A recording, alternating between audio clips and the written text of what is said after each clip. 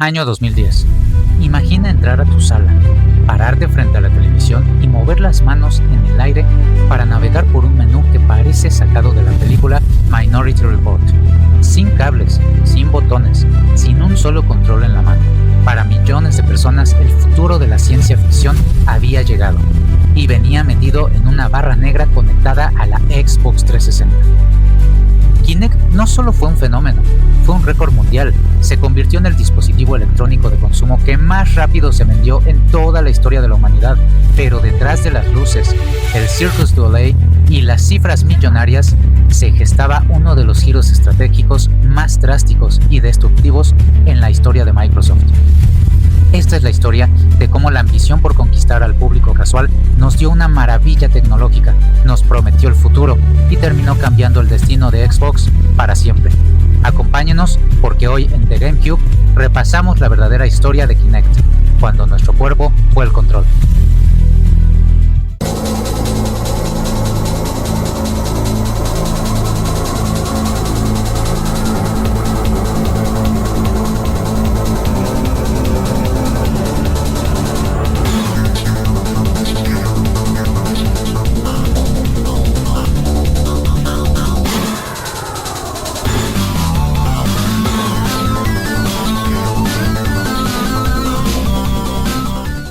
Para entender cómo nació Kinect, primero hay que viajar a mediados de la séptima generación de consolas.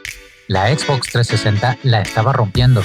Microsoft había logrado lo improbable, arrebatarle el liderazgo a Sony en una batalla donde la PlayStation 3 simplemente no encontraba su rumbo.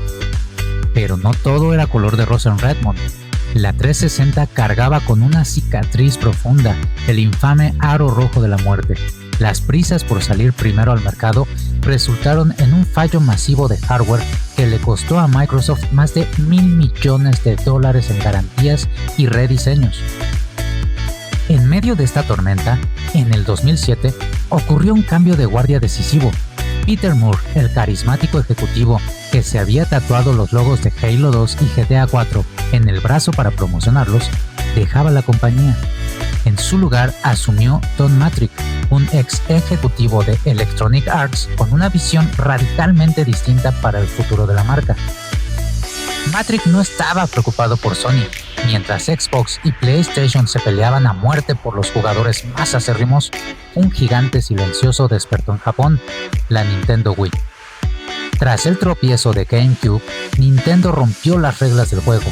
Con un control por movimiento sencillo, puso a jugar a abuelos, niños, madres y gente que jamás había tocado un videojuego en su vida. La Wii no solo vendía consolas, estaba redefiniendo quién podía ser un gamer. Y Don Mattrick quería una rebanada de ese pastel. Mattrick estaba convencido de algo. A la gente común le aterraba la idea de tomar un mando lleno de botones y palancas. La solución no era simplificar el control, era eliminarlo por completo.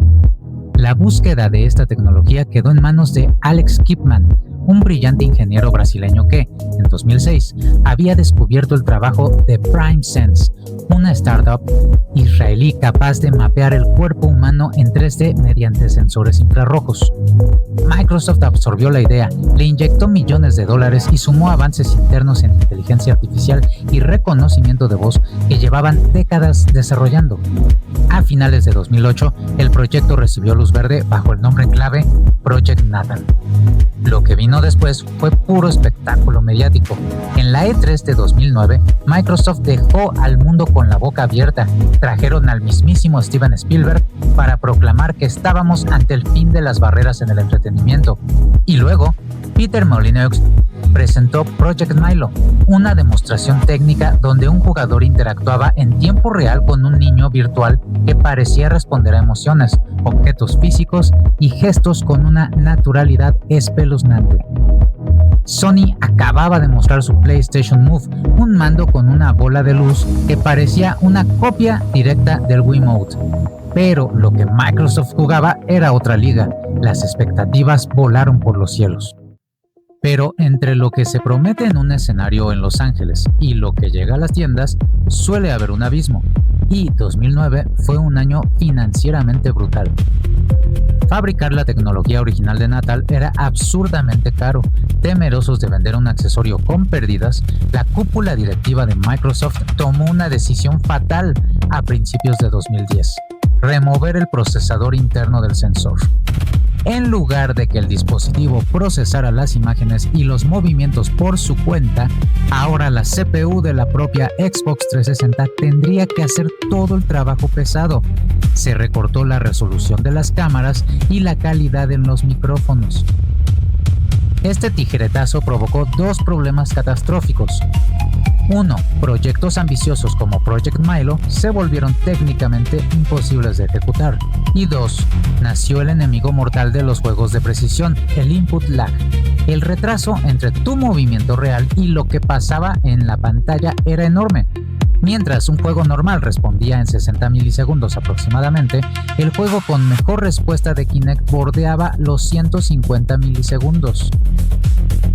En junio de 2010, con una extravagante presentación a cargo de Cirque du Soleil, Project Natal pasó a llamarse oficialmente Kinect. Pero el producto que se mostró ya no era la revolución conceptual de Molyneux, era una colección de minijuegos familiares descaradamente calcados del catálogo de la Nintendo Wii. Los jugadores de toda la vida se sintieron traicionados. La promesa para ellos se redujo a una demostración apresurada de Star Wars donde podías bailar como Han Solo. A pesar de la decepción del público hardcore, el plan comercial de Matrix funcionó, al menos al principio. En noviembre de 2010, Kinect llegó a las tiendas por $150. El resultado, un terremoto comercial, 8 millones de unidades vendidas en sus primeros 60 días. Las ventas de Xbox 360 se dispararon un 42% y el juego Kinect Adventures se convirtió en el título más vendido de la consola.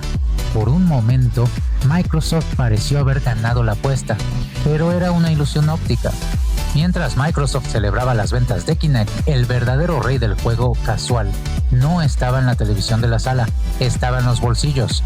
En 2011, Angry Birds alcanzaba 500 millones de descargas en teléfonos móviles. El jugador casual no quería gastar cientos de dólares en un sensor para brincar en la alfombra, quería jugar en el autobús. Pero lo peor vino después. Enamorados del éxito inicial de Kinect, la directiva de Microsoft cometió un error de cálculo histórico. Decidieron que la sucesora de la 360, la Xbox One, vendría obligatoriamente con una versión mejorada del Kinect dentro de cada caja.